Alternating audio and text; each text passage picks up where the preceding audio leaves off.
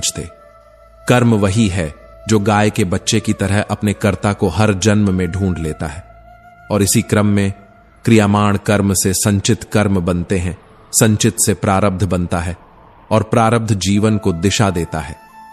लेकिन मनुष्य जीवन में विशेषता यह है कि यहां प्रारब्ध को सहन करते हुए नए कर्मों का सृजन भी होता है, जो अन्य योनियों में संभव नहीं। यही कारण है कि मनुष्य जीवन को मोक्ष की प्रयोगशाला कहा गया है। कर्मों का फल सिर्फ क्रिया पर निर्भर नहीं करता, बल्कि भाव पर भी निर्भर करता है। तुमने सेवा की या दिखावा, यही तय करेगा उसका परिणाम। श्री कृष्ण कहते हैं, कभी इसका दिल रखा, कभी उसका दिल रखा। इस कशमकश में ये तक भूल गए कि अपना दिल कहां रख छोड़ा था।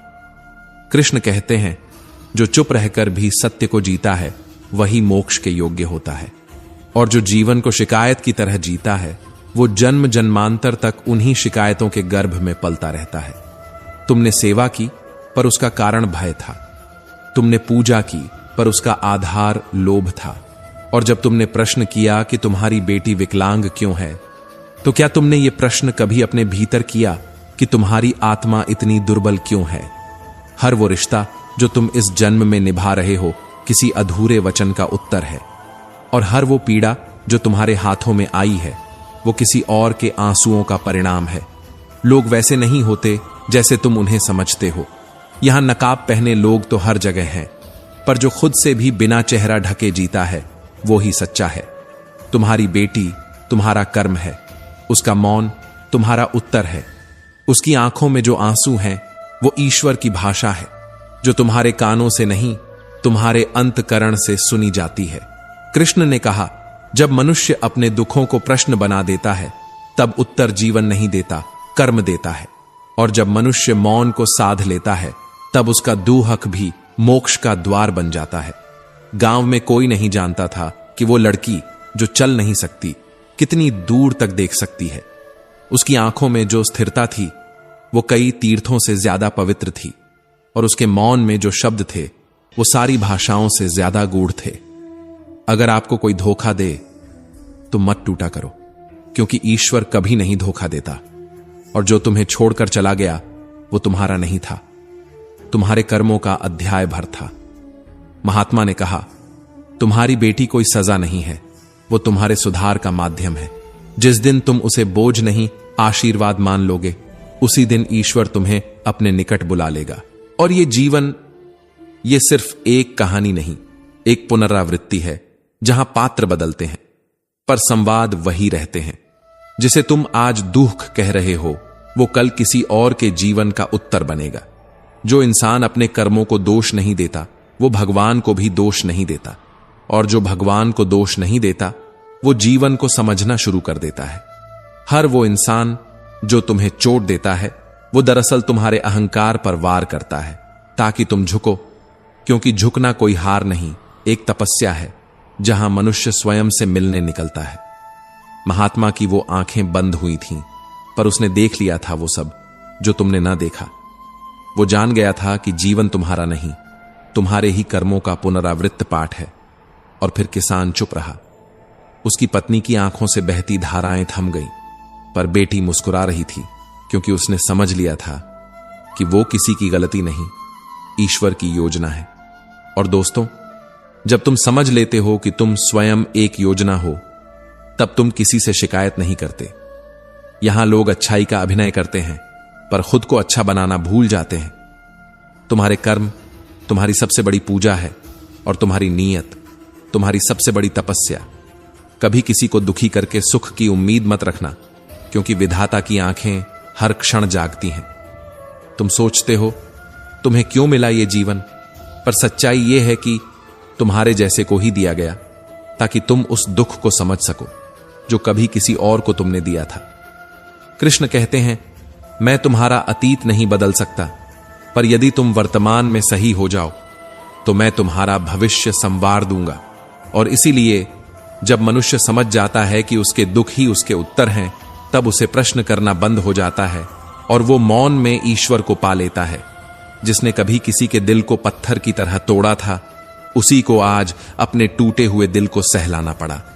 जिसने किसी की पीड़ा को मजाक समझा था, वही आज अपनी वेदना की गंभीरता में डूब गया, क्योंकि समय मौन नहीं रहता, कर्म गूंगे नहीं होते और भावनाएं कभी मरती नहीं है।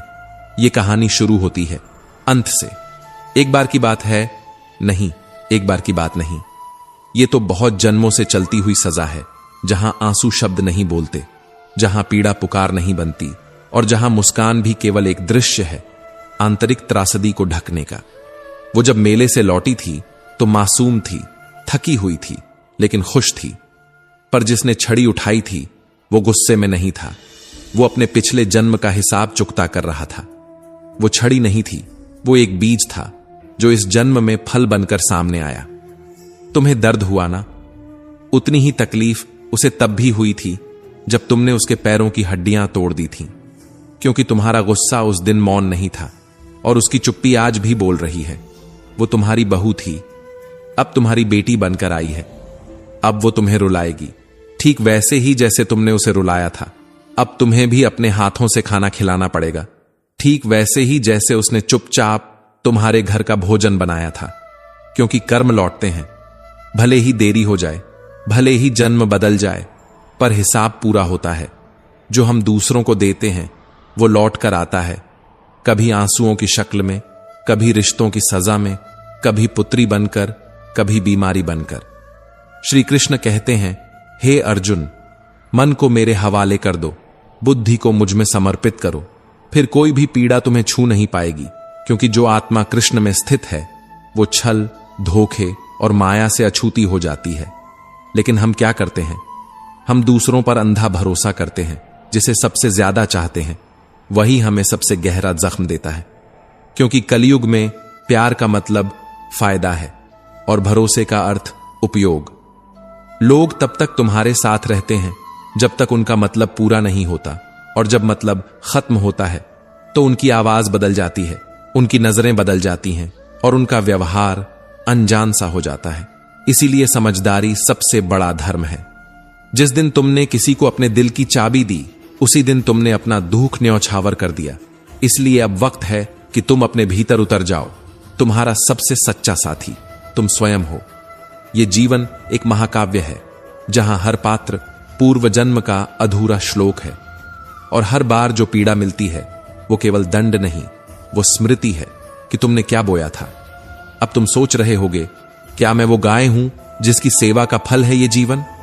हां, हो सकता है, पर उसी सेवा के साथ तुमने जो कठोरता बोई उसका फल भी तुम्हें उसी रूप में मिला। पवित्रता और पाप साथ चलते हैं, क्योंकि पुण्य तुम्हें जीवन देता है और पाप तुम्हें अनुभव। दुर्योधन की मृत्यु याद है? वो छल से मरा क्योंकि उसने जीवन भर छल किया था। उसने सच्चाई को कभी अपनाया ही नहीं और अंत में सच्चाई ने ही उसकी सांसें छीन ली। जो तू करता है वही तू बनता है। इसलिए आज अगर कोई तुम्हें धोखा दे रहा है तो रो मत। वो केवल तुम्हें तुम्हारे बीते कर्मों की फाइल दिखा रहा है। समझदारी से सोचो, नहीं तो फिर अगला जन्म तुम्हें फिर समझाने आएगा। लोग जो कहते हैं वो सत्य नहीं होता, जो वो छिपाते हैं वही असली चेहरा होता है। और आज के समय में सबसे बड़ा दान अपने दिल की रक्षा करना है, क्योंकि ये दुनिया नकाब पहनकर आती है और तुम्हारा दिल अक्सर बिना ढाल के रहता है। जो बीत गया उसे बीत जाने दो, क्योंकि जो थम गया वो तुमको रोक नहीं सकता, लेकिन तुम उसे पकड़कर रोकोगे तो तुम्हारा आज भी बीत जाएगा। श्री कृष्ण कहते हैं, हे अर्जुन, अतीत की राख में वर्तमान को मत जलाओ, क्योंकि जो जल चुका है वो तुम्हें सिर्फ धुआं देगा, प्रकाश नहीं। परंतु हम वही धुआं ढोते रहते हैं जो आंखों में आंसू बनकर उतर आता है, और तब समझ में आता है कि अकेलापन जीवन की सजा नहीं, समझ है। और वही समझ तुम्हें गीता देती है, क्योंकि जिसने अकेलेपन को गले लगाया उसने खुदा को पा लिया। किंतु जब जब तुमने किसी को अपने दुख का कारण माना, तुमने अपने सुख की चाबी उसके हाथों में सौंप दी। कृष्ण कहते हैं, जो संसार को दोष देता है वह दुखी ही रहता है, जो स्वयं को समझता है वह मुक्त हो जाता है। तुम उस समय को क्यों पकड़ के बैठे हो जो तुम्हारा था ही नहीं? जो चला गया वो समय नहीं था, वो एक शिक्षा थी। क्रोध मत पालो, क्योंकि वो तुम्हारा नहीं, तुम्हारा विनाश है। और जो स्वयं को नहीं जीत पाया वो इस संसार में क्या जीतेगा? श्री कृष्ण कहते हैं, जो मनुष्य क्रोध करता है वह स्वयं को जला लेता है जैसे अग्नि लकड़ी को, और जो खुद को शांत रखता है वो स्वर्ग को पा लेता है। भीष्म पितामह धर्मज्ञ पर अधर्म के पक्ष में खड़े हो गए, इसलिए मृत्यु के समय शरशैया पर पड़े रहे। याद रखना, अगर तुम्हारी संगति बुरे लोगों में है तो तुम्हारा अंत भी बुरा ही होगा, चाहे तुम कितने भी अच्छे क्यों ना हो। कभी भी धर्म का त्याग मत करना, चाहे अकेले ही क्यों ना खड़े रहना पड़े, क्योंकि भीड़ न्याय नहीं करती, भीड़ सिर्फ तमाशा देखती है। श्री कृष्ण कहते हैं, तुम मुझ में मन लगाओ, मुझ में श्रद्धा रखो, मैं तुम्हारा हर संकट हर लूंगा। लेकिन तुम डरते हो अकेलेपन से। क्यों? तुम अकेले आए थे, अकेले जाओगे, ये तो सत्य है। पर यह भी सत्य है कि तुम्हारे साथ हर पल मैं हूं, मेरा नाम है सत्य, और मैं ही अंत में शेष रहूंगा। जो दुखी है वो दुनिया नहीं है, तुम्हारे भीतर की अशांति है। जो डराता है वो लोग नहीं है, तुम्हारे भीतर का भ्रम है।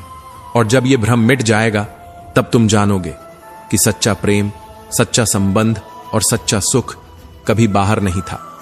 कभी किसी को इतना मत चाहो कि वह तुम्हें खुद से जुदा कर दे, क्योंकि जब तुम अपने ही अंदर खो जाओगे तभी तुम मुझे पा सकोगे। यही मैं हूं, यही श्री कृष्ण हूं।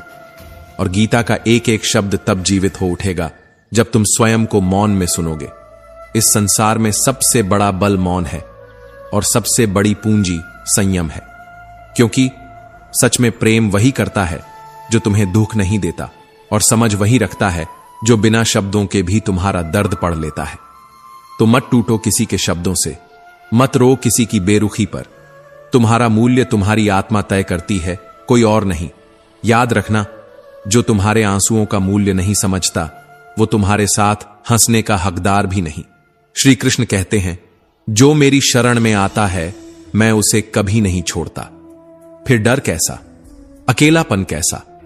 जिसे तुमने अपना माना वही सबसे ज्यादा तुम्हारा इस्तेमाल करेगा, क्योंकि स्वार्थ चेहरे पर नहीं व्यवहार में छिपा होता है। श्री कृष्ण कहते हैं, जिस घर में न तुम्हारे लिए आदर है न प्रेम, वहां तुम्हारा जाना स्वयं का अपमान है। दुर्योधन ने बुलाया था, लेकिन श्री कृष्ण ने कहा, हे दुर्योधन, भोजन वहीं करना चाहिए जहां आत्मा को स्नेह मिले, न कि दिखावे की थाली।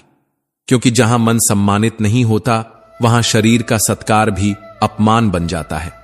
स्वार्थियों की संगत तुम्हें कुछ समय के लिए भले भव्य लगे, पर अंत में वे तुम्हें उसी गहराई में छोड़ जाते हैं जहां से तुमने शुरू किया था, पर इस बार टूटा हुआ। गीता कहती है, मूर्ख को ज्ञान देने से पहले स्वयं को सुरक्षित करना सीखो, क्योंकि मूर्ख ज्ञान नहीं प्रतिशोध ग्रहण करता है। दुष्ट व्यक्ति के अहंकार को सबसे ज्यादा चोट तब लगती है जब आप उसे सत्य का आईना दिखाते हो, और फिर वो वही करता है जो एक घायल सांप करता है, डंसता है छिपकर। इसलिए जो तुम्हारे लिए पीछे से झर बोते हैं उन्हें कभी सामने गुलाब न दो। श्री कृष्ण कहते हैं, मन यदि अशांत हो तो व्यक्ति स्वयं अपने दुख का कारण बन जाता है, और जब मन शांत हो जाए तो परमात्मा उसी मन में बस जाता है। अशांत मन एक युद्ध है जो भीतर लड़ता है लेकिन बाहर सब कुछ जला देता है। तुम संसार को दोष मत दो। जब तक तुम्हारा मन स्वयं को नहीं जीतता तब तक तुम कोई युद्ध नहीं जीत सकते। और याद रखो, जो व्यक्ति तुम्हारे सामने मुस्कुराकर तुम्हारा हाल पूछता है वही कभी कभी तुम्हारे पीछे तुम्हारा सर्वनाश भी सोचता है। प्रेम वह नहीं जो शब्दों में हो, प्रेम वह है जो मौन में भी स्पष्ट हो। श्री कृष्ण कहते हैं, अहंकार से ज्ञान की मृत्यु होती है और नम्रता से आत्मा जागती है। इसलिए उन पर ज्ञान व्यर्थ है जो स्वयं को ही सर्वज्ञ समझते हैं। मनुष्य की सबसे बड़ी मूर्खता यह है कि वह हर बार वही लोगों से उम्मीद रखता है जिन्होंने उसे हर बार तोड़ा होता है। कभी कभी खुद को सबसे बड़ा सहारा बनाना पड़ता है, क्योंकि दूसरों की परछाइयां तब तक साथ होती हैं जब तक सूरज चमक रहा हो। दुर्योधन की बातों में मिठास थी, पर कृष्ण ने हृदय को पढ़ा। शकुनी की चालों में सम्मान था, पर उसमें विष घुला था। कभी उस प्यार पर मत भरोसा करो जो तुम्हारे सामने मुस्कुराता है और तुम्हारे न होने पर तुम्हें मिटा देने की कामना करता है। वो लोग तुम्हारे जीवन में आग लगाने आते हैं और फिर पूछते हैं कि धुआं कहां से आ रहा है। कभी किसी ऐसे स्थान पर न जाओ जहां तुम्हारे सम्मान का मूल्यांकन तुम्हारे काम से होता हो। जहां तुम्हारा वजूद नापतौल में हो, वहां तुम्हें केवल खोने को मिलेगा। जहां आदर हो, वहां मौन भी प्रेम बन जाता है, और जहां स्वार्थ हो, वहां शब्द भी हथियार बन जाते हैं। श्री कृष्ण कहते हैं, जो मनुष्य अपने मन का स्वामी नहीं, वह संसार का दास बन जाता है, और जो व्यक्ति अपने विचारों का सेवक नहीं बनता, वह दूसरों की भाषा में अपना जीवन गवा देता है। तुम्हारा अस्तित्व केवल वहां खिला सकता है जहां तुम्हें देखा जाए, गिना न जाए। जो आत्मा अपनी पहचान भूल चुकी है, उसके लिए गीता केवल एक ग्रंथ नहीं, एक झंझावात है जो उसके भीतर का अंधकार उजाले में बदल देता है। और जब वह आत्मा पूछती है कि मैं कौन हूं, तब श्री कृष्ण उत्तर नहीं देते, बल्कि एक दर्पण पकड़ाते हैं। वह दर्पण है श्रीमद् भगवद गीता। भगवद गीता कोई ग्रंथ नहीं, वह स्वयं ईश्वर का उच्चारण है। वह कोई कथा नहीं, वह आत्मा की पुकार है। श्री कृष्ण कहते हैं, मैं हर वस्तु की उत्पत्ति हूं, मैं ही आदि हूं और मैं ही अनंत हूं। वह पर्वत जो स्थिर खड़ा है, वह भी मेरे होने से खड़ा है। वह हवा जो बहती है, वह मेरे आदेश से चलती है। तारे जो टिमटिमाते हैं, वे मेरी दृष्टि के कण हैं। चांद जो मुस्कुराता है, वह मेरे सौंदर्य की छाया है। मैंने ही ब्रह्मा को रचा, रुद्र को भेजा और दानवों को भी अस्तित्व दिया, क्योंकि मैं न केवल सृजन हूं, मैं संहार भी हूं। श्रीमद् भगवद गीता एक परीक्षा है। नहीं, यह केवल पढ़ने का विषय नहीं, यह जीने की चुनौती है। जब शरीर छूटेगा, तब आत्मा अकेली खड़ी होगी। वहां ना मां का आंचल होगा, ना पिता का सहारा, सिर्फ कर्म होंगे और गीता की वह गूंज जो तुम्हारे भीतर बची रह गई होगी। जो गीता को सुनकर भी सोया रहा, वह चेतना से दूर चला गया, और जो सुनते हुए रो पड़ा, वह आत्मा की ओर लौटने लगा। श्री कृष्ण ने अर्जुन से नहीं कहा कि युद्ध करो। उन्होंने कहा, पहले स्वयं को जानो, फिर निर्णय स्वयं होगा। जो आत्मा स्वयं को पहचानती है, वह मृत्यु से नहीं डरती, क्योंकि उसे ज्ञात होता है कि मृत्यु केवल वस्त्र बदलना है। यह शरीर एक यंत्र है, एक लोह पिंजर, जिसे आत्मा ने केवल कुछ समय के लिए पहना है। परंतु यह आत्मा न कट सकती है, न जल सकती है, न डूब सकती है, न मर सकती है, क्योंकि यह ईश्वर का अंश है, और अंश कभी समाप्त नहीं होता। प्रकृति के ये 5 तत्व, वायु, अग्नि, जल, पृथ्वी और आकाश, इनसे बना शरीर और इनसे ही बनी ये दुनिया। पर इनसे ईश्वर को जान पाना असंभव है, क्योंकि ईश्वर इनसे परे है, अछूता है, अनुभव मात्र है। श्री कृष्ण कहते हैं, हे अर्जुन, मेरी अनुभूति तुम्हारी 5 इंद्रियों से परे है। मैं वह नहीं जो दिखाई दूं, मैं वह हूं जो अनुभव में उतरूं। भगवान को देखने के लिए नेत्र नहीं, दृष्टि चाहिए। उनका अनुभव करने के लिए कान नहीं, श्रवण चाहिए। उन्हें जानने के लिए शब्द नहीं, मौन चाहिए। उन्हें पाने के लिए तप नहीं, समर्पण चाहिए। वह अर्जुन जिसने श्री कृष्ण का विराट रूप देखा, उसकी आंखें झुक गईं, उसकी श्वास थम गई, उसका अस्तित्व पिघल गया, क्योंकि जो विराट देख लेता है, वह फिर खुद को नहीं देख पाता।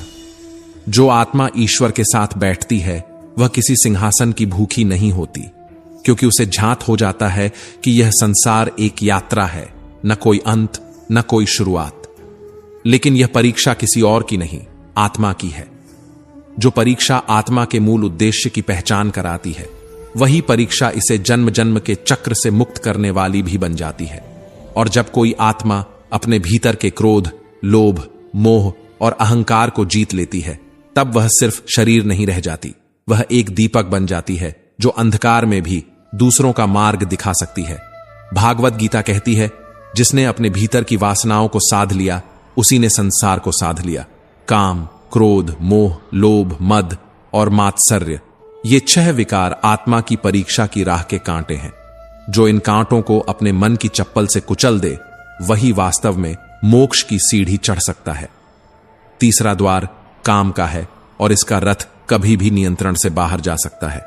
लेकिन जिसने इस रथ की लगाम थाम ली, वो जीवन के रण में न केवल विजयी होता है, बल्कि ईश्वर के और भी समीप पहुंचता है।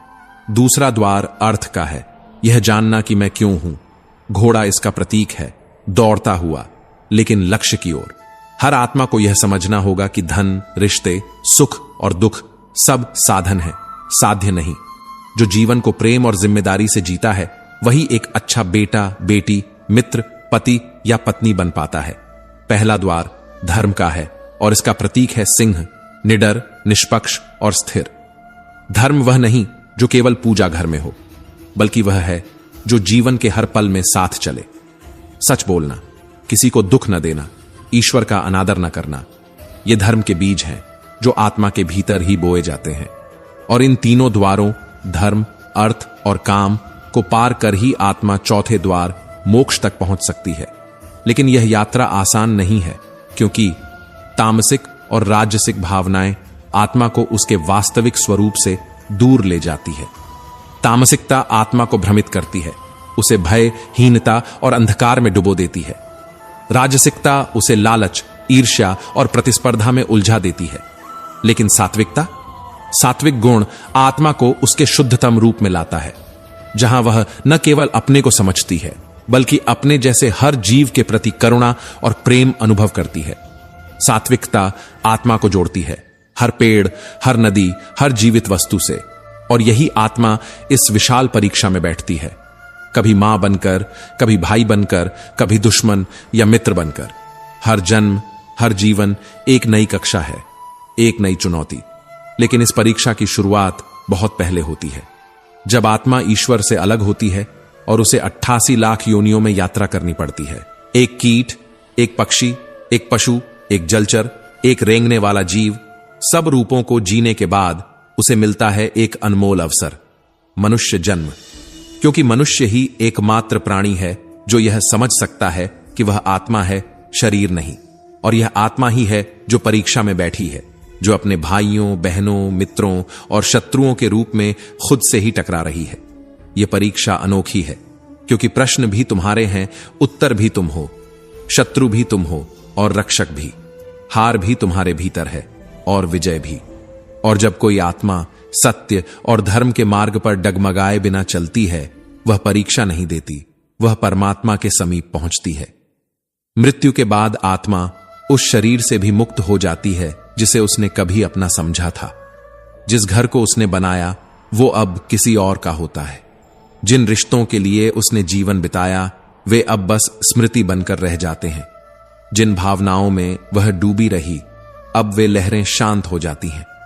परंतु आत्मा का सफर वहां समाप्त नहीं होता, बल्कि वहीं से प्रारंभ होता है एक और दायित्व, एक और परीक्षण, एक और निर्णय, जहां न कोई झूठ चलता है, न कोई बहाना, जहां केवल कर्म गूंजते हैं, नग्न, निर्वस्त्र, स्पष्ट। और फिर अच्छे कर्मों के लिए आत्मा स्वर्ग में जाती है, वहां थोड़े समय के लिए विश्राम करती है। वहीं दुष्कर्मों के लिए नरक की अग्नि उसे जलाती है। पर सजा भी शाश्वत नहीं होती, क्योंकि ईश्वर न्यायपूर्ण है, न कि प्रतिशोधी। और फिर उसे भेजा जाता है इस धरती पर पुनः, एक नया शरीर, एक नया मस्तिष्क, एक नई चेतना, पर वही पुराना लक्ष्य, मोक्ष। हर बार, हर जन्म में आत्मा को टकराना होता है उन्हीं 4 स्तंभों से, धर्म, अर्थ, काम, मोक्ष। पर क्या हर कोई इन्हें समझ पाता है? धर्म, जिसका प्रतीक है सिंह, वह साहस जो सत्य की रक्षा करता है। धर्म का अर्थ सिर्फ पूजा नहीं, वह है झूठ से बचना, छल से दूर रहना और अपने अंतरात्मा की आवाज को पहचानना। अर्थ, जिसे दर्शाता है घोड़ा, वह दौड़ जो जीवन में अर्थ खोजती है। लेकिन अर्थ सिर्फ धन नहीं है, अर्थ है उस रिश्ते का जो तुमने बचाया, उस बच्चे का हाथ जो तुमने थामा। अर्थ है वह मुस्कान जो तुमने किसी और के चेहरे पर लाई। काम, जिसका प्रतीक है मृग, वह लालसा जो मनुष्य को झुकाती भी है और जला भी सकती है। काम, क्रोध, लोभ, मोह, अहंकार, ईर्ष्या, ये सब मिलकर इंसान को पराजित कर सकते हैं यदि वह सतर्क न रहे। पर जो इन पर नियंत्रण पा ले वह राजा भी होता है और योगी भी। और अंत में मोक्ष, जिसका प्रतीक है हाथी, भारी, स्थिर पर शांत। मोक्ष का द्वार वही पार कर सकता है जो माफ करना जानता है और माफी मांगना भी, जो इच्छाओं को पहचानता है और फिर उन्हें छोड़ देता है। भागवत गीता कहती है, तुम्हारी इच्छाएं ही तुम्हारा बंधन है और तुम्हारा त्याग ही तुम्हारी मुक्ति। और इस जीवन में भी परीक्षा वही है, लेकिन परीक्षक हर बार मौन होता है। जवाब तुम्हें स्वयं लिखने होते हैं। भगवान को पाने के 3 मार्ग हैं, कर्म से, मन से, हृदय से।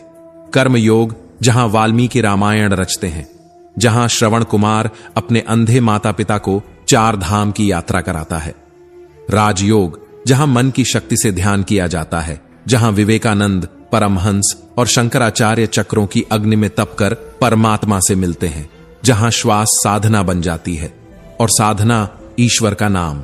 और फिर भी आत्मा हर जन्म में यही सोचती है, क्या इस बार मैं मुक्त हो पाऊंगा? क्या इस बार मुझे मोक्ष मिलेगा? या फिर वही परीक्षा, वही भूले, वही चक्र।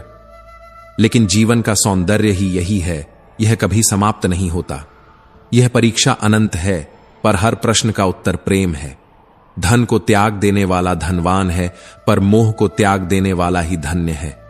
जो त्याग दे वही पा लेता है उस पार का सुख, और जो पकड़ ले वही खो देता है अपने भीतर की शांति। जो वाणी किसी को पीड़ा देती है वह पहले स्वयं को काटती है। जो अहंकार से भरा है वो कभी सत्य नहीं देख सकता, और जो सत्य में स्थित है उसे अहंकार छू भी नहीं सकता। मन को वश में करना सबसे बड़ा युद्ध है, और इस युद्ध में जीतना ही आत्मविजय है। जो व्यक्ति भोजन स्वाद के लिए नहीं, स्वास्थ्य के लिए करता है, वो शरीर को नहीं, आत्मा को अर्पित करता है। जो वाणी को मीठा रखता है वो जीवन को मधुर बनाता है, पर जिसने कटुता बोई है वह अंततः अकेला रह जाता है। मोह और लालच से मुक्ति ही अमृत की ओर पहला कदम है। जिसके भीतर सादगी है उसी के भीतर ईश्वर का वास है, और जिसके भीतर दिखावा है वहां आत्मा सिसकती है। जो सत्य नहीं बोलता वह स्वयं को खो देता है। जो क्षमा नहीं करता वह क्रोध में जलता रहता है। जो अपने स्वार्थ में अंधा है वह दूसरों की पीड़ा नहीं देख सकता। प्रकाश की ओर चलना है तो अंधकार का सामना करना ही होगा।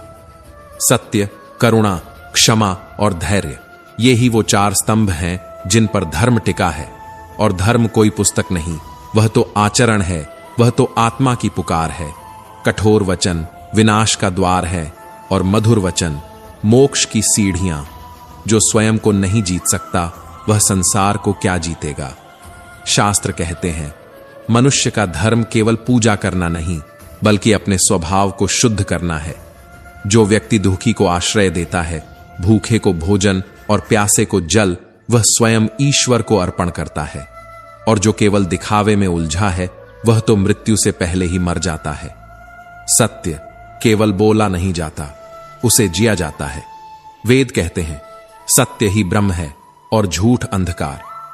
जिसे सत्य मिल गया उसे ब्रह्म मिल गया, और जो झूठ के पीछे भागा वो पुनर्जन्म के चक्र में भटकता रहा।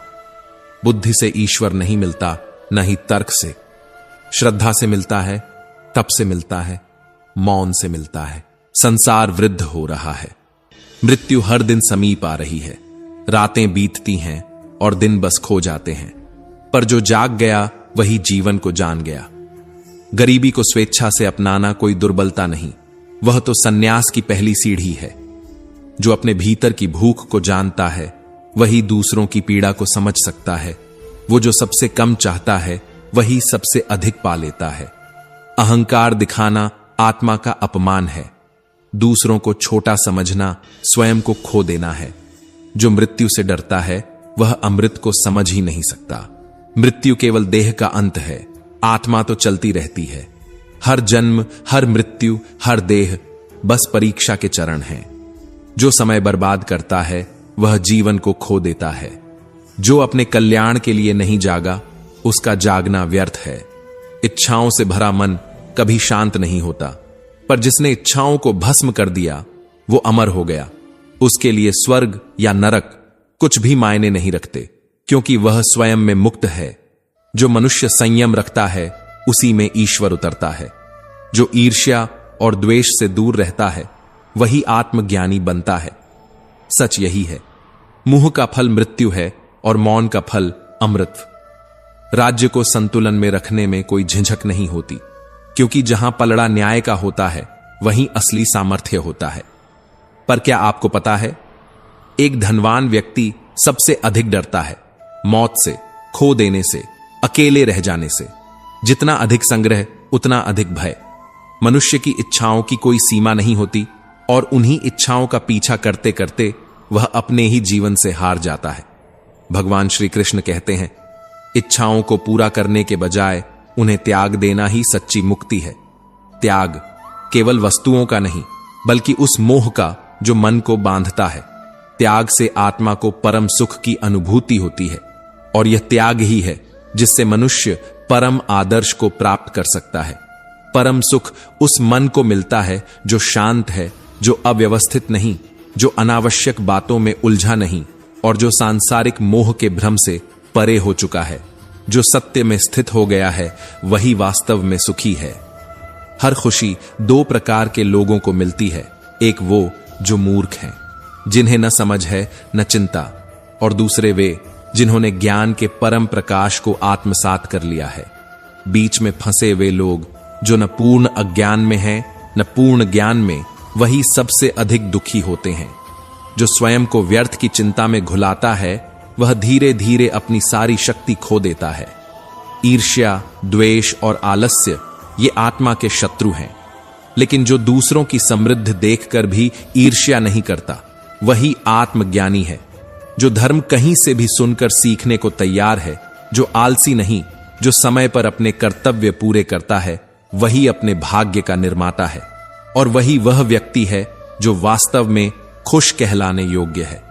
कई बार चुप रह जाना ही सबसे बड़ा उत्तर होता है।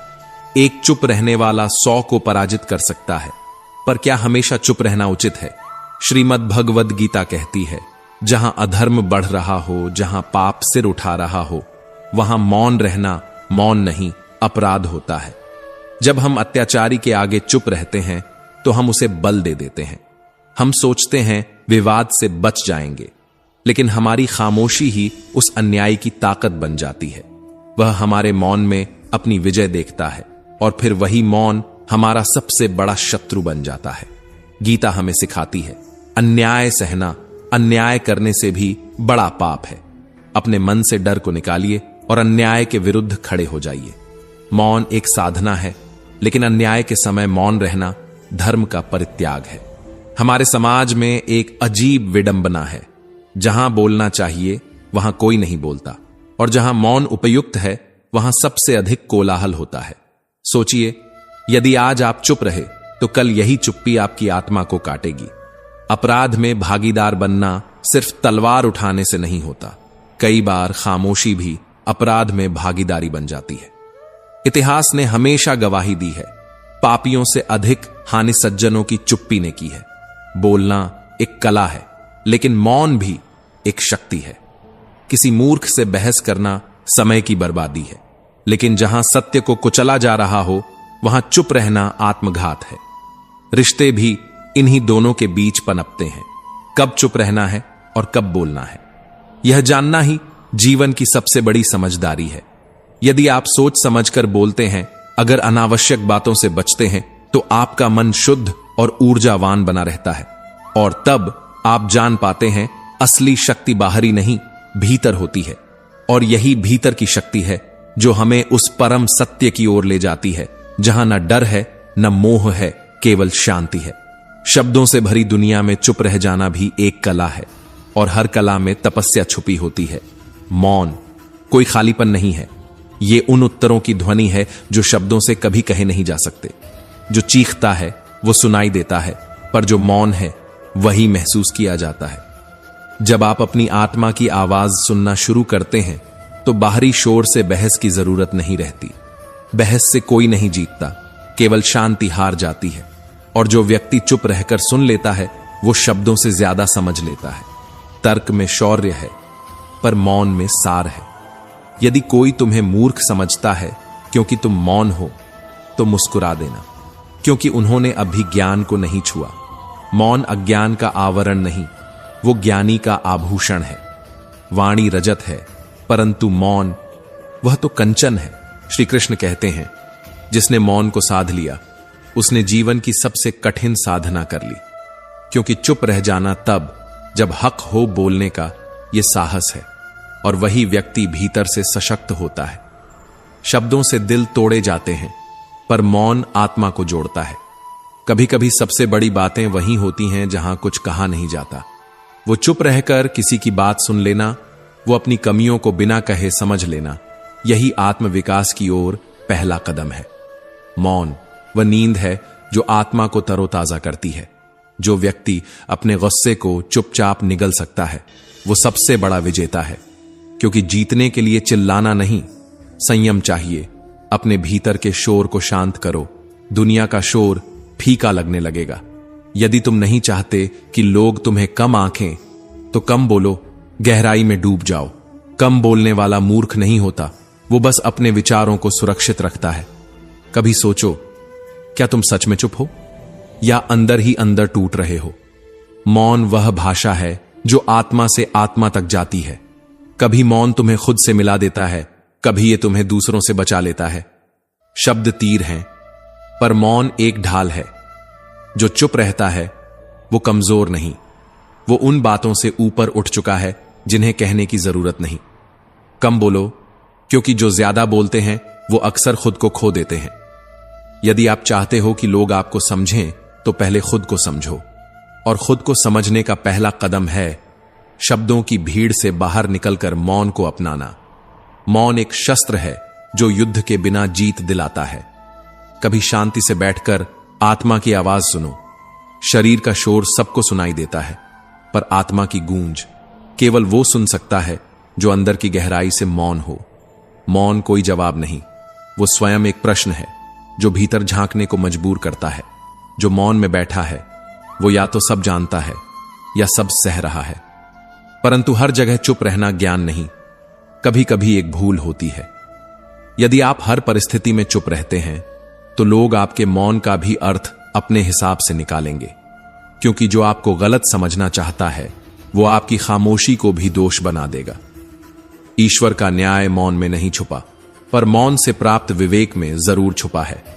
उसके दरबार में सबसे गूढ़ वकालत है, शब्दों की नहीं, कर्म की।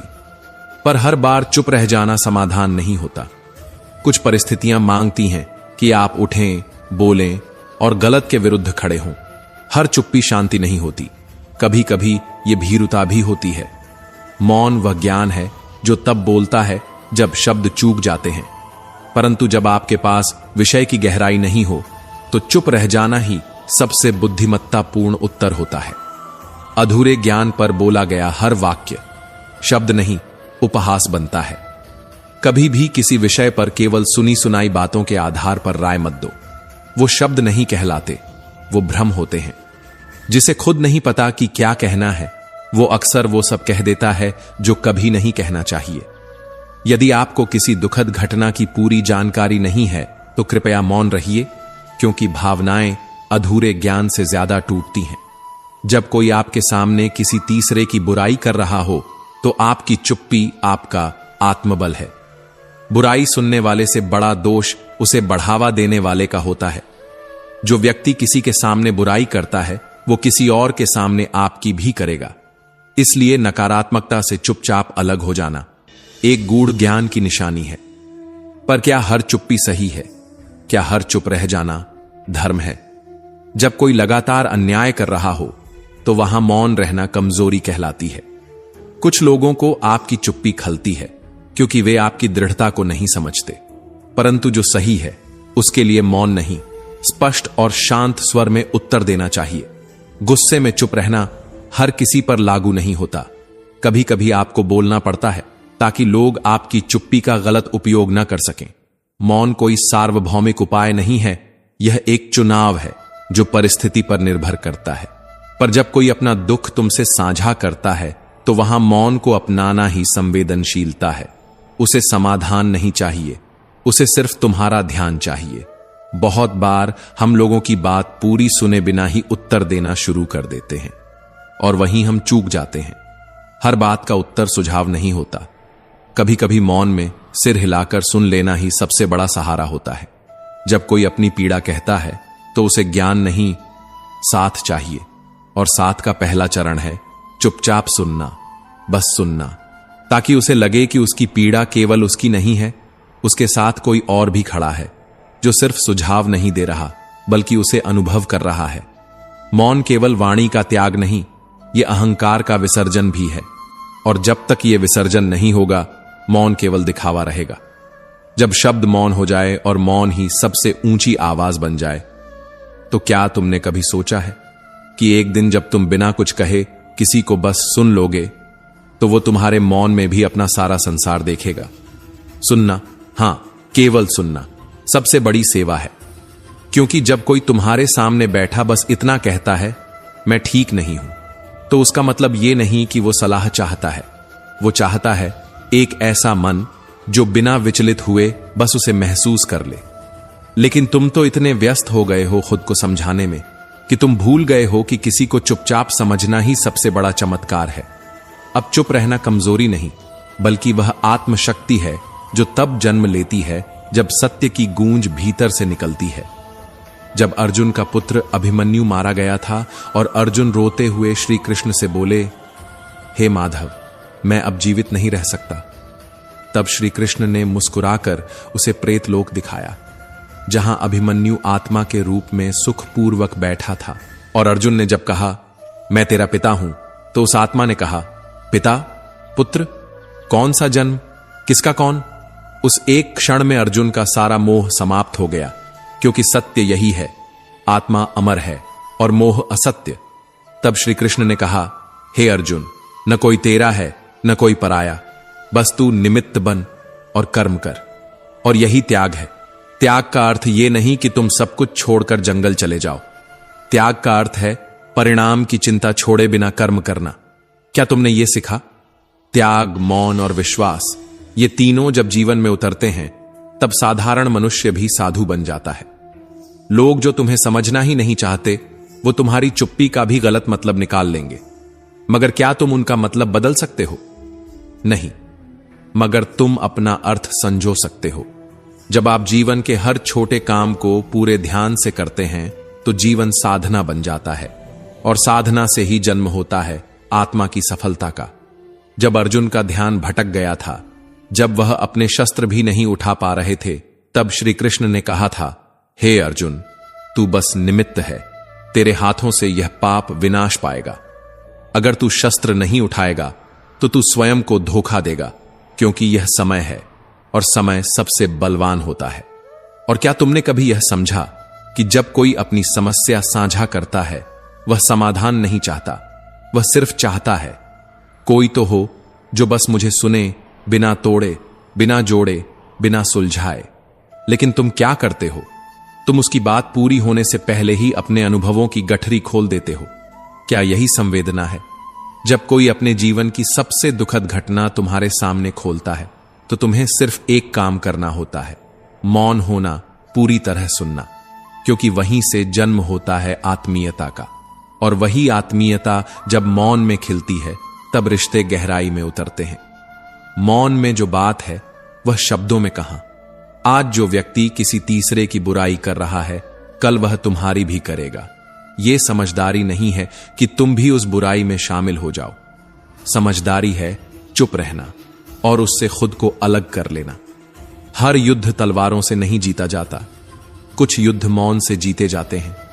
जब अर्जुन श्री कृष्ण से बोले, हे मधुसूदन, मैं युद्ध नहीं कर सकता, तो श्री कृष्ण ने कहा, कर्म ही पूजा है। जब तू अपने हर कार्य को मुझे समर्पित कर देगा, तभी तुझे शांति मिलेगी। और मृत्यु का भय व्यर्थ है। मृत्यु एक सत्य है, जैसे कि जीवन एक प्रारंभ। जन्म और मृत्यु तो बस एक आवागमन है, आत्मा तो शाश्वत है। अगर तुम ये समझ जाओ, तो तुम्हारा सारा भय समाप्त हो जाएगा। आज का समय चाहे कैसा भी हो, गुजर जाएगा। अच्छा है तो और अच्छा आएगा, बुरा है तो अनुभव बनेगा। बस तुम चलते रहो। किसी दिन जब तुम मृत्यु को जीवन की तरह स्वीकार कर लोगे, उस दिन जीवन पहली बार तुम्हारे भीतर खिल उठेगा। जो दृश्य तुम देख रहे हो, वह सदा नहीं रहने वाला, और जो अदृश्य है वही शाश्वत है। यही श्रीमद् भगवद गीता का मौन उपदेश है। हर रात जो डर तुम्हें घेरे रहता है, वह मृत्यु का भय नहीं, बल्कि मोह का भ्रम है। तुम जिसे खोने से डरते हो, वह कभी तुम्हारा था ही नहीं। जो आत्मा को पहचान लेता है, वह कभी किसी की विदाई पर रोता नहीं, क्योंकि वहां विदाई नहीं होती, केवल रूपांतरण होता है। अभिमन्यु को याद करो, वो बालक नहीं था, वो एक चेतना थी जिसने गर्भ में ही मृत्यु को स्वीकार कर लिया था। ज्ञान अधूरा था लेकिन साहस पूर्ण था। वो लड़ नहीं रहा था जीतने के लिए, वो लड़ रहा था निभाने के लिए, उस पात्र को जो उसने चुना था। और अर्जुन की आंखें आंसुओं से भरी थीं जब अभिमन्यु ने उसे पहचाना नहीं, क्योंकि आत्मा किसी रिश्ते से बंधी नहीं होती। आत्मा ना पुत्र है ना पिता।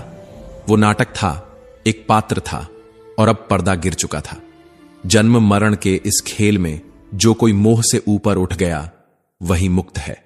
शोक मत करिए, क्योंकि जिसने जाना है वह कहीं और खिल रहा होगा। ध्यान दीजिए, श्री कृष्ण ने क्यों कहा कि मृत्यु से भयभीत मत हो, क्योंकि जन्म और मृत्यु तो प्रकृति का संगीत है जो निरंतर चलता है। जो डरते हैं वो आज भी समय से हार जाते हैं, और जो स्वीकारते हैं वो मृत्यु में भी अमृता खोज लेते हैं। तुम्हारे अपने कभी खोते नहीं हैं, वो बस बदल जाते हैं। और यही जीवन का सबसे बड़ा रहस्य है। मृत्यु दरअसल एक नई सुबह है। हर आत्मा अपने पुराने वस्त्र को छोड़ती है, जैसे तुम पुराना कपड़ा त्यागते हो। कभी यह मत सोचो कि भगवान ने तुम्हारे साथ अन्याय किया, क्योंकि भगवान की दृष्टि में आत्मा को ना कोई जन्म मिला है ना कोई मृत्यु, केवल एक यायावरी है, एक यात्रा है जो कभी रुकती नहीं। और जो मृत्यु को समझ गया वही जीवन को जीना सीख गया। गर्भ में सोई सुभद्रा, अधूरा ज्ञान, चक्रव्यूह और एक निश्चित अंत, यह सब पहले से तय था और यही सत्य था। पर सत्य को सहना आसान नहीं होता। कान्हा कहते हैं, मैं जीवन की गर्मी हूं, अग्नि की शांति हूं, मैं आत्मा का अंत नहीं, मैं उसका विस्तार हूं। जो गीता का रहस्य धारण करता है वह केवल ज्ञानी नहीं, वह मेरा सखा होता है, और जो इसे फैलाता है वह मुझ में विलीन हो जाता है। अब सोचो, यदि तुम दर्द को समझ सकते हो तो क्या तुम उसे प्रेम में बदल सकते हो? क्योंकि जहां मोह टूटता है वहीं से भक्ति शुरू होती है। कभी कभी जो सवाल हमारे मन में सबसे गहरे होते हैं वही उत्तर भी बन जाते हैं। बस श्री कृष्ण की तरह चुपचाप हमारे भीतर बैठ जाते हैं, क्योंकि चिंता करने वाला हर दिन मरता है, और जिसने कृष्ण पर भरोसा कर लिया वह हर दर्द में जी उठता है। जब मन डगमगाए, जब कोई राह न दिखे, जब जीवन का कोई उत्तर शेष न बचे, उसी क्षण कृष्ण भीतर से बोलते हैं, हे पार्थ, तू चिंता क्यों करता है? क्या तूने मुझे ही भुला दिया है? वो जो चिंता है ना, वह एक ऐसी आग है जो जिंदा को जला देती है। चिता तो केवल मृत देह को जलाती है, और जो हर सांस में जिए, हर पल को कृष्ण की तरह जिए, उसे चिंता कभी नहीं छू सकती। क्योंकि समय की इतनी भी ताकत नहीं कि वो किसी सच्चे भक्त की आत्मा को झुका दे। जब आपकी हंसी नहीं रुकी तो यह दुख कैसे रुकेगा? जो गया वो अनुभव बन गया, जो मिला वो परीक्षा बन गई, और जो शेष है वही तुम्हारा भविष्य है। जो कृष्ण से जुड़ गया वह टूट नहीं सकता। अरे, जीवन तो वही है जो तकलीफों के बीच भी मुस्कुराए और कहे, श्री कृष्ण मेरे साथ हैं। जो प्रेम क्षण भर में टूट जाए वह प्रेम नहीं, भ्रम है। जो व्यक्ति तुम्हारे पास तब हो जब कुछ पास न हो, वही भगवान का रूप है। हम सोचते हैं कि हम अकेले हैं, लेकिन जो हमारी आत्मा में है वो कभी अलग नहीं होता। मैं अग्नि की गर्मी हूं, मैं जल का प्रवाह हूं, मैं आत्मा की शांति हूं, मैं हूं श्री कृष्ण। तू चिंता मत कर अर्जुन, तू केवल कर्म कर। ध्यान रखना, चिंतन और चिंता में उतना ही फर्क है जितना दीपक और धुएं में। धुएं से कुछ नहीं दिखता, और दीपक से भीतर का ही नहीं, भविष्य का रास्ता भी जगमगाता है। जो आत्मा को पहचान लेता है उसे मृत्यु नहीं डराती, वो तो मृत्यु को ही जीवन का द्वार समझ लेता है। जो दुख तुम्हें अभी तोड़ रहा है वही कल तुम्हें गढ़ेगा। जो शत्रु नहीं तोड़ सके वही चिंता तोड़ देती है, और जो श्री कृष्ण को पकड़ लेता है उसे कोई तोड़ नहीं सकता। क्या हुआ अगर किसी ने साथ छोड़ दिया? कृष्ण कहते हैं, जो चला गया उसका समय पूरा हुआ था, और जो रुका है वो तुम्हारा सत्य है। जो व्यक्ति कृष्ण के ज्ञान को अपने जीवन में आत्मसात कर लेता है, जो हर परेशानी को श्री कृष्ण के नेत्रों से देखना शुरू कर देता है, वो फिर कभी अकेला नहीं होता, न अब न मृत्यु के पार। जिन्होंने संसार से विदा ली है वे नष्ट नहीं हुए, वे बस दूसरे रूप में गए हैं, या फिर लौट आएंगे किसी और मुस्कान में, किसी और आत्मा में। ध्यान रखना, समस्याएं आएंगी जाएंगी, लेकिन जो श्री कृष्ण को नहीं छोड़ेगा उसे कभी श्री कृष्ण भी नहीं छोड़ेंगे। चिंता करने से कल नहीं बदलता। हां, आज जरूर बिगड़ जाता है, और जो आज को श्री कृष्ण के नाम पर जीता है उसका कल कोई नहीं बिगाड़ सकता। जो बीत गया वो सिखाने के लिए था, जो चल रहा है वो बदलने के लिए है, और जो आएगा वो तुम्हारी श्रद्धा का परिणाम होगा। जो बातें तुम नहीं बदल सकते उन्हें स्वीकार कर लो, ताकि खुद को तोड़ने की बजाय खुद को समझना शुरू कर सको। कभी मुस्कुराने की वजह नहीं होती, पर मुस्कुरा लो, शायद तुम्हारा चेहरा ही किसी की चिंता को भुला दे। कभी कभी चिंता तुम्हें तोड़ने नहीं, तुम्हें मोड़ने आती है, तुम्हारे भीतर के रास्तों को बाहर लाने। खुशी सोने नहीं देती और चिंता जगाए रखती है, पर जिस दिन तुम जागकर श्री कृष्ण की याद में मुस्कुराए, उसी दिन चिंता मर जाएगी। जो तुम नहीं चाहते उसी की कल्पना बार बार करते रहना, यही तो चिंता है। और कल्पना से बड़ा कोई सत्य नहीं जब उसमें भय भर जाए। चिंता मतलब अपने ही मन को अपने ही खिलाफ भड़काना। भूतकाल का पछतावा और भविष्य का भय, ये दो चोर हैं जो हमारे वर्तमान की दौलत चुरा लेते हैं। जिस काम की शुरुआत क्या होगा से होती है, उसका अंत अक्सर कुछ नहीं हुआ पर होता है। जरा ठहरो, क्योंकि चिंता उस रास्ते पर तुम्हें भेज देती है जहां कोई रास्ता नहीं होता। चिता शरीर को जलाती है, पर चिंता आत्मा को झुलसाती है, और वह राख भी नहीं छोड़ती जिसकी कोई पहचान हो। क्रोध विवेक को जलाता है, चिंता मनोबल को। एक भीतर की आग है, दूसरा बाहर की राख। और जो श्री कृष्ण के नाम पर ठंडक ढूंढ लेता है वह दोनों से बच जाता है। कभी कभी हम अपनी तुलना उनसे करने लगते हैं जिनकी सच्चाई हमें मालूम भी नहीं, और फिर उस छाया को देखकर अपनी रोशनी से नजरें चुराने लगते हैं। मत पूछो कि क्या गलत हो सकता है, सोचो कि क्या सुंदर हो सकता है।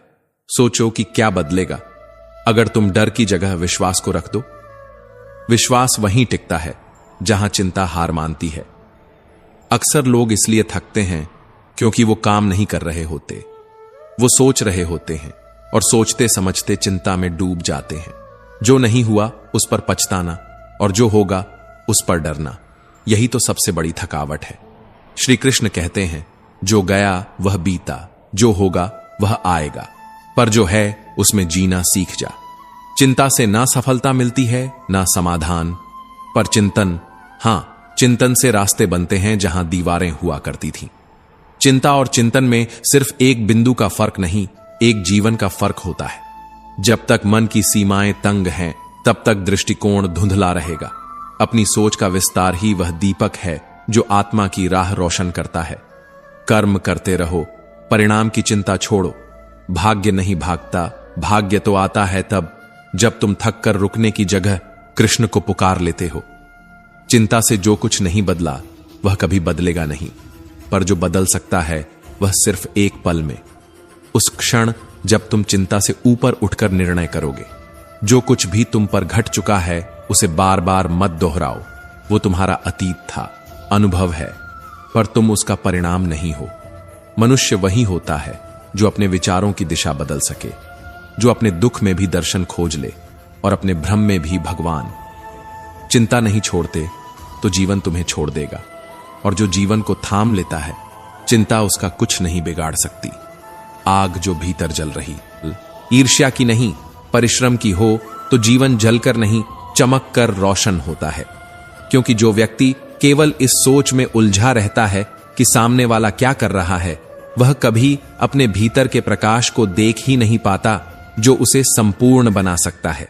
कभी सोचा है, जिसके पास सब कुछ है उसके पास भी वही नहीं है जो तुम्हारे पास है। तुम्हारी यात्रा, तुम्हारे संघर्ष, तुम्हारा आत्मसम्मान, दृष्टिकोण बदलो, जीवन खुद बदल जाएगा। यह मत देखो कि क्या नहीं है, यह देखो कि जो है वो कितना अनमोल है।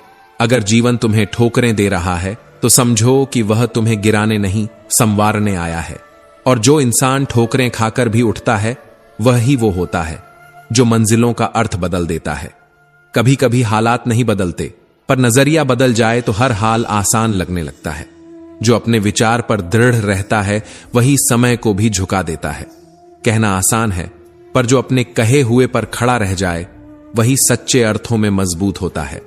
किसी की सलाह पर मत चलो, अपनी आत्मा की आवाज पर चलो, क्योंकि सस्ती होती है सलाह पर महंगी होती है मदद। जो खुद बदलने को तैयार नहीं, उसे समय भी पीछे छोड़ देता है।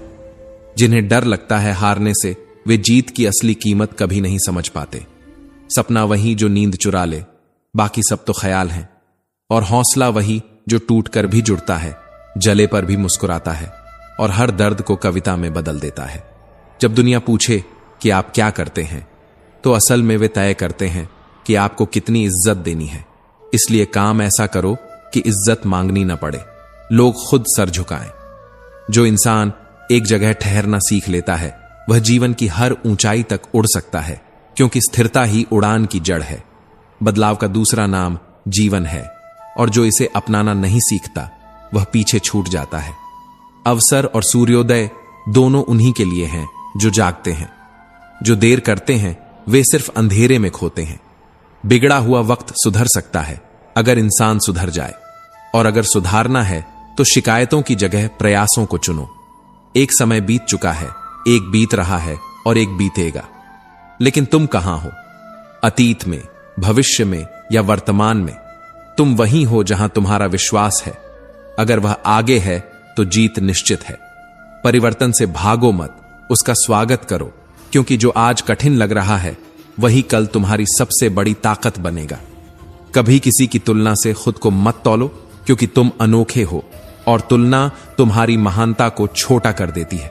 और जब कोई तुम्हारे पंख काटने आए, तब मुस्कुराकर उसे उड़ान का अर्थ समझाओ, क्योंकि उड़ना तुम्हारी आदत नहीं, प्रकृति है। तब तक चलो जब तक मंजिल खुद कहे बहुत हुआ, अब आराम कर लो।